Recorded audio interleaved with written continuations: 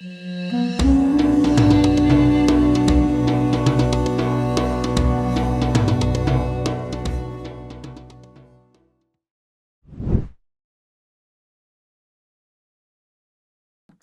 afternoon, everyone. I'd like to welcome you all to the Halftime Talk feature interview series. I'm delighted today to be joined by Dr. Karen Young, Senior Research Scholar at the Center on Global Energy Policy at Columbia University. Dr. Karen, thanks so much for joining us today.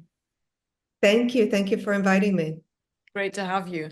Well, I mean, we have a lot to talk about, obviously, all things energy, geopolitics, a lot going on. Let me start by asking you, where I sit here in Dubai, and of course you're in Washington, D.C.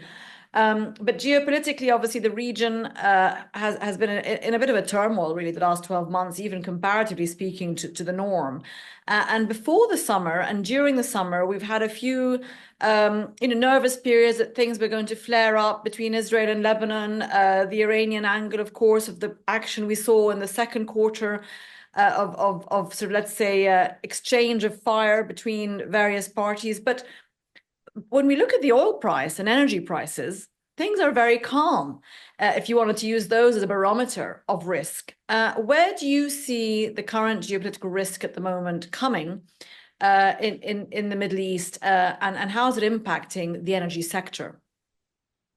Yeah, this has been a bit of a surprise or a conundrum in that we have had plentiful supply on the market.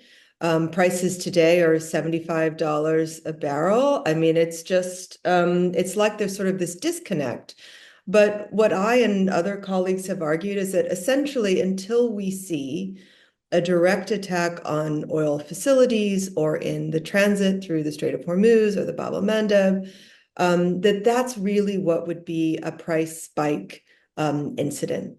And so there's, horrible conflict in the region. There's the threat of basically taking Libya offline.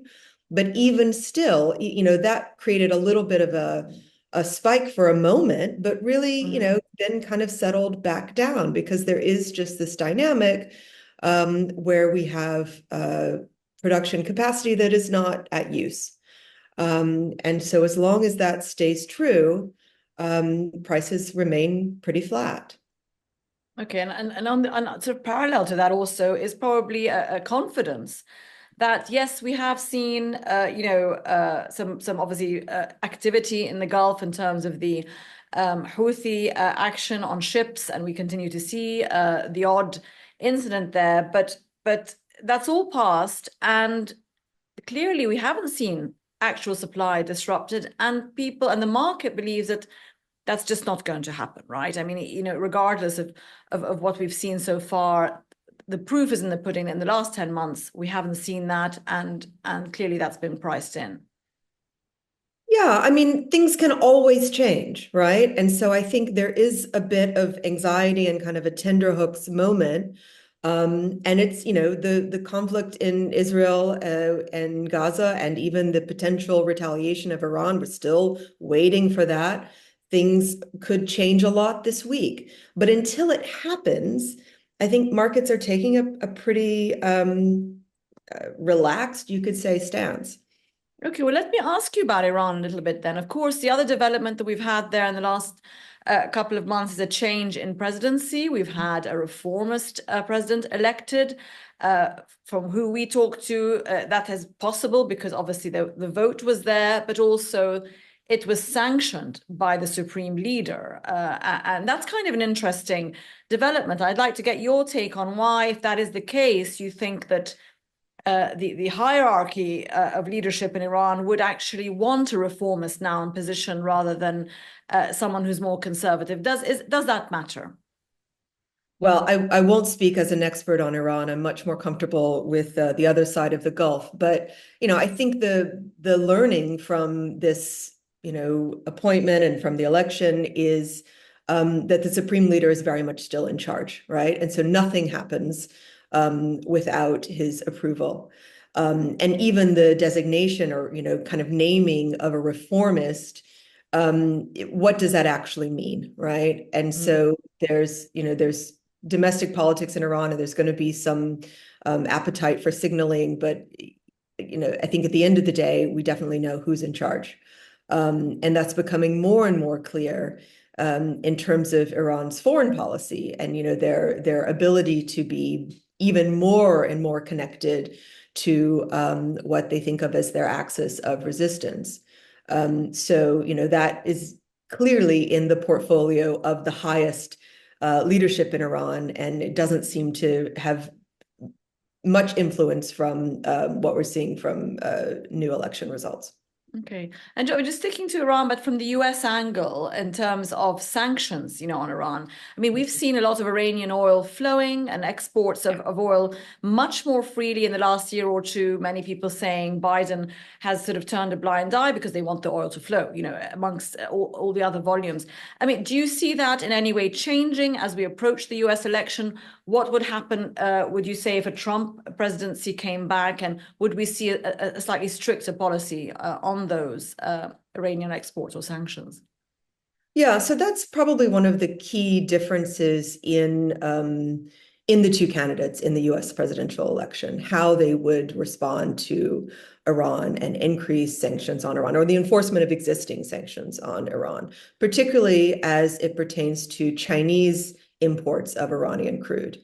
And so there is legislation right now that was passed in April that should give the US more leeway to sanction the ports in China, the refineries in China, and any kind of financial institution that is helping in that trade. But it's not really happening. You're right. And so would Trump have a different approach? He has said he would.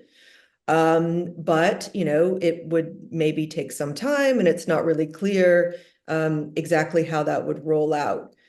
Trump has also said that he would return domestic gasoline prices to levels at like $2.50 a gallon. And so those two things are not really compatible. So you have to question how any politician in the US would balance enforcement and reducing the amount of Iranian oil in the market and a concern for domestic prices. And that's an issue that both candidates have been pretty adamant about, that there needs to be some sort of relief to US consumers, not necessarily just on energy prices, but really more on like food and basic goods. Okay, well, I mean, let's talk a little bit about Saudi, and obviously, being the sort of leader, if you like, in OPEC and the OPEC Plus group. Let's talk a little bit about oil supply. We started by saying there's plenty of supply at the moment in the market. That's what's helping to keep a check on prices.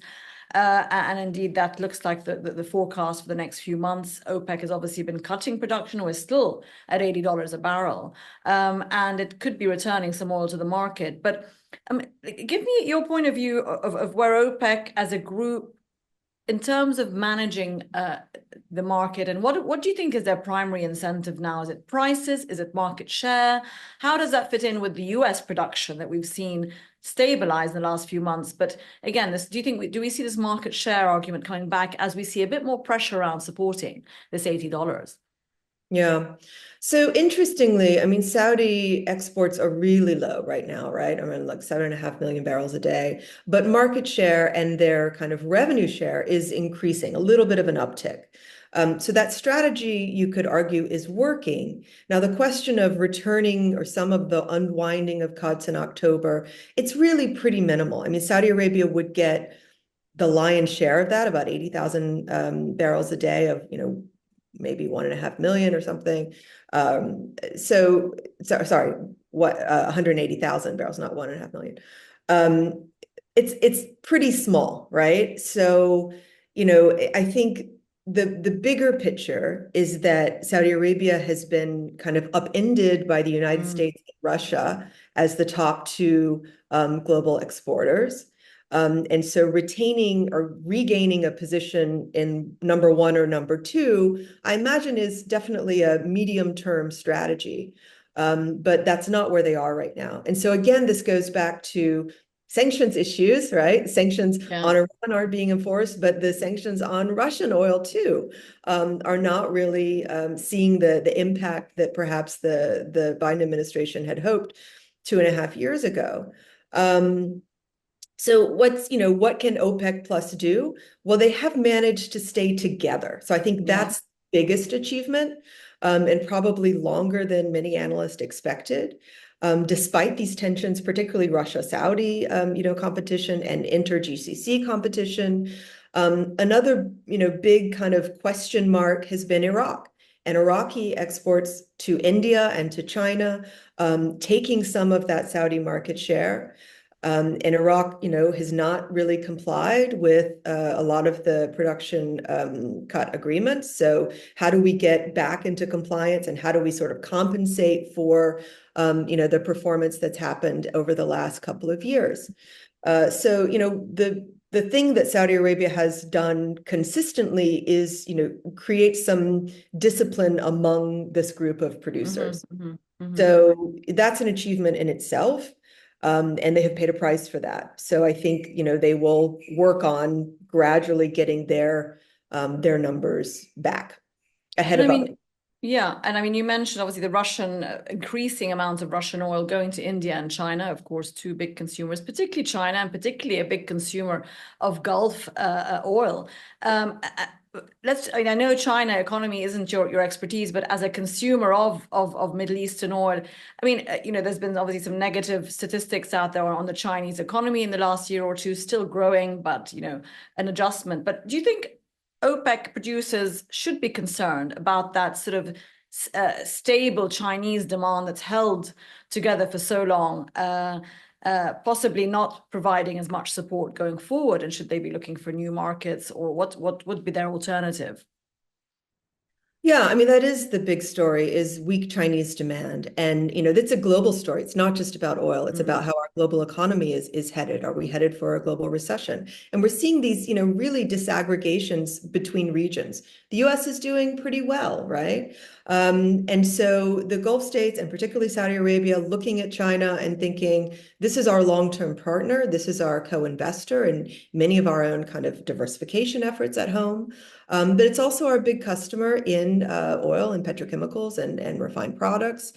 And, we're looking at a decline in demand of about 3% year on year. And what would turn that around? Not really clear, right? That is not necessarily the Chinese government's plan, right? They're cutting back on a lot of the construction projects. And so, this looks, and they have plenty of storage. They're absolutely just, could put another billion barrels into their storage capacity. So it's not a great outlook.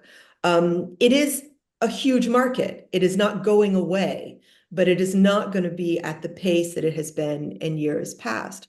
So what does that mean in terms of pricing? Well, I think, some analysts would see on the, very severe downside, that could be $6 to $9 a barrel of downside for price if we see a really weakened demand in China. And Dr. Karen, and where would that put, for example, I mean, Saudi Arabia, let's talk about Saudi again in terms of its economic plan, its Vision 2030, this sort of diversifying away from its oil and gas revenue over time, obviously. But that's still, a serious plan that it hasn't let go of, and yet its budget, its oil price has not met its current budgets, and, admittedly not a huge concern perhaps for a country like Saudi Arabia, but where do you see its economic plan going? A few projects pared back this year. Different direction going forward, perhaps, given the vulnerability of what we've seen with oil prices as well. So, traditionally we look at a break-even price in a government's budget, and there's been a lot of coverage. Bloomberg has done a lot of coverage lately that, that this number now for Saudi Arabia is getting into the $120 a barrel range. That's a really high break-even price considering where oil prices are right now. I don't see it quite the same way, because I think the strategy in Saudi Arabia is really a reliance on debt. And they have good access to debt markets. I think they're now in their fourth issue of a bond from the PIF directly this year. And so, the number of entities and the diversity of entities, state-owned or state-related entities inside Saudi Arabia that can borrow on their own balance sheets, right, is pretty ample. And so I think they'll continue to use that strategy to fund the economic diversification initiatives, including the giga projects and projects in NEOM.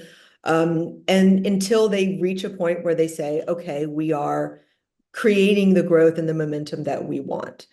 That's always been sort of the plan.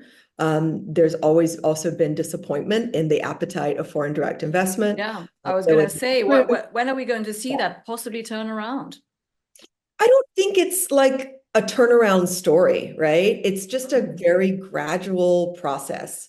And you have to have a kind of geopolitical landscape that is more amenable. And they've been working on, I would say, in the bilateral relationship with the United States, but it is complicated by their relationship with China. That will continue to be a challenge. It will be a challenge in their ambitions for manufacturing solar panels and wafers, electric vehicles, because the partnerships there, the foreign direct investment partner is China inside of Saudi Arabia.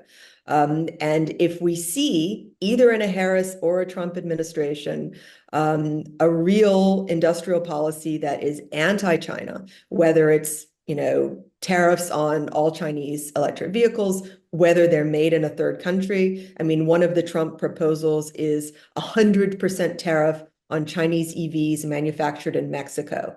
You can imagine Saudi Arabia looking at that and saying, huh, that does not go in line with our EV manufacturing Yeah, plans. yeah. And so there's a lot of risk there. And that's really out of their control to a large extent. Okay, well, let's talk a bit about the US and China in the sense of, we're mentioning Saudi and keeping an eye on China and what the US might be doing. Of course, we've had, the Biden administration a success story in terms of the IRA bill and all the investment that has gone into, that's being given, the incentives being given to invest in what is really a energy transition in America and all the industries that support that. But we had Harris, President-elect Harris, last week being interviewed for the first time and changing her stance on shale, etc. So, do you think we're going to get any clarity? Does it matter? We know what Trump's opinion is, but from the Democrat Party on the again, it's energy policy domestically. Yeah. Energy transition, green versus shale, or are we going to just have more of the same really going forward? Yeah. So candidate Harris, vice president, Candidate. said, she did in her interview with CNN say that she was no longer opposed to fracking in the United States.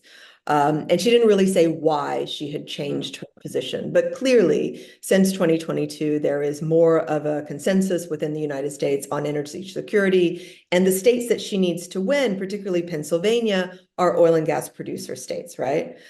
So she's changing her tone a little bit. But at the end of the day, whether it's Trump or Harris as president, there's not much a US president can do to increase US production, right? I mean, you can not make policies that make it harder or create policies that make it harder to do on federal lands. But you really can't change the incentive structure of market players.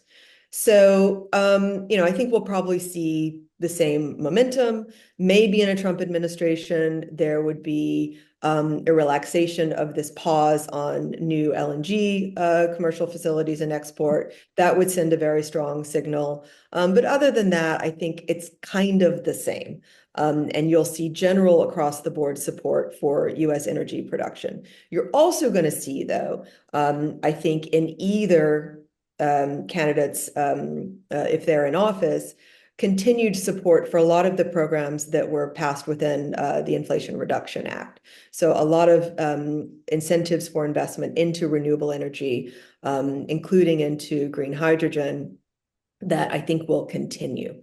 So that would be really hard to take away. And the states that are doing it often tend to be Republican or purple states. Okay, and just to touch on the US-China trade issues, if you like, and the sort of tit for tat back and forth in the last few years, really, we saw softening a little bit for a while. And then, of course, now we've had the US preoccupied again with its Middle East, with the mess in the Middle East, let's say, and getting almost drawn back in to the region, having sort of tried to take a step back. It's got energy independence now. That was one reason it was being cited, but it's been drawn back in clearly for obvious reasons. Where does this put it in its focus, let's say, on the US-China trade concerns, and also in the context of the fact that China, while behind the scenes maybe doing something, is at least outwardly not getting involved in the diplomatic sort of arena of what's happening in the region here in the Middle East. So US-China relations, where is the focus of the US going forward, do you think, in managing that?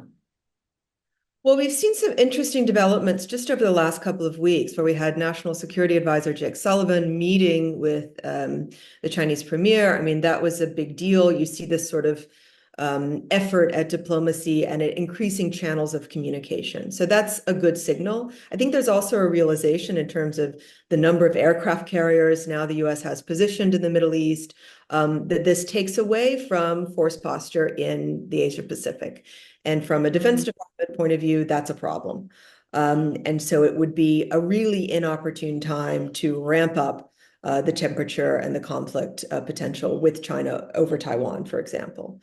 The United States, I don't think, sees China as very constructive in diplomacy in the Middle East. There was certainly no objection to China hosting a meeting between Iran and Saudi Arabia in 2023.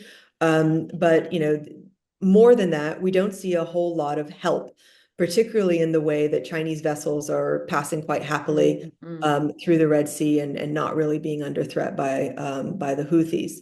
So, there is this inequity, you could say, from a US security perspective, where China gets a bit of the free ride in terms of the security umbrella that the US provides in the region.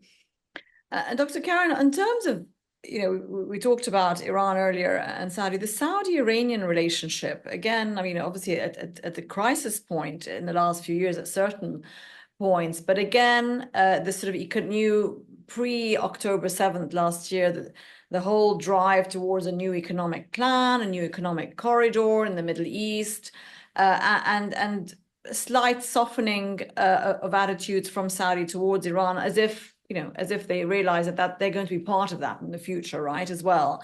We have to have a peaceful situation in the Gulf for Saudi to achieve its economic grand plan as well.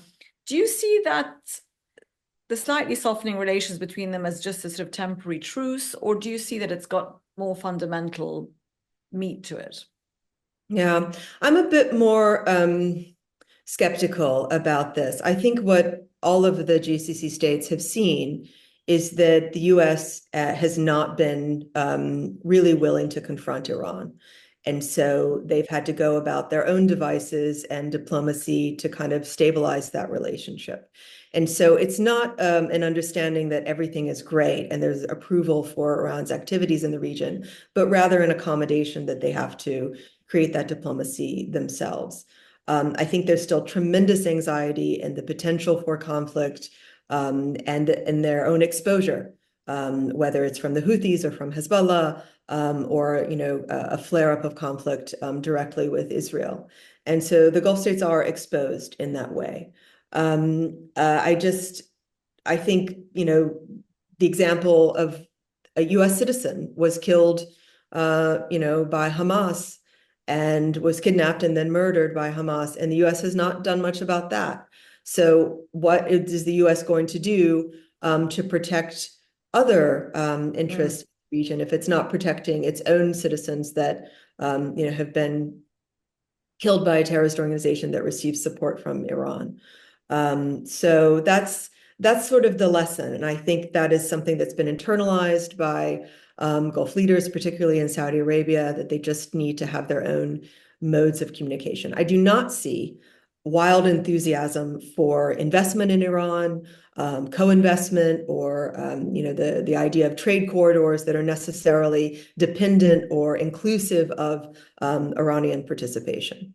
Okay, and what about then the trade corridor, which didn't involve Iran, admittedly, but the one that has been talked about, Gulf through to the Red Sea, Israel, etc. I mean, surely that's been thrown out of the water since October the 7th.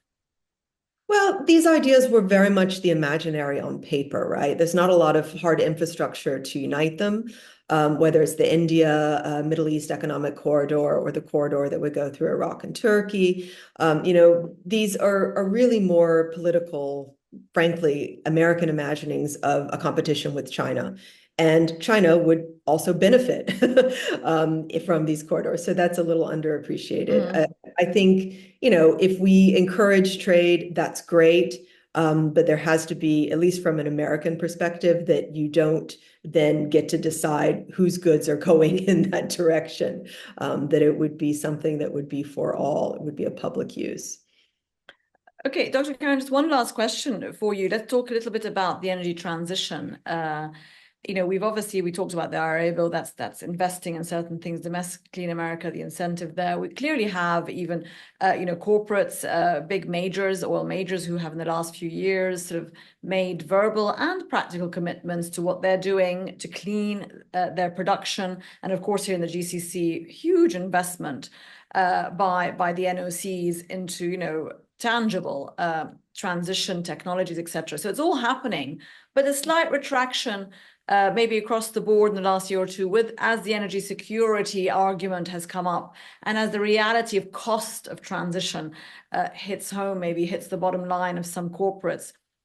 Do you think we're on the same trajectory that we've been on in the last 5 years, or have other things taken over now to sort of bring back conventional energy to the forefront? Well, there's absolutely an understanding that there's a market for oil, and particularly through petrochemicals and refined products. It's going to be around for a long time, right? We're going to be using plastics for a long time. So there's that kind of sustainability of oil in the minds of NOCs in the region.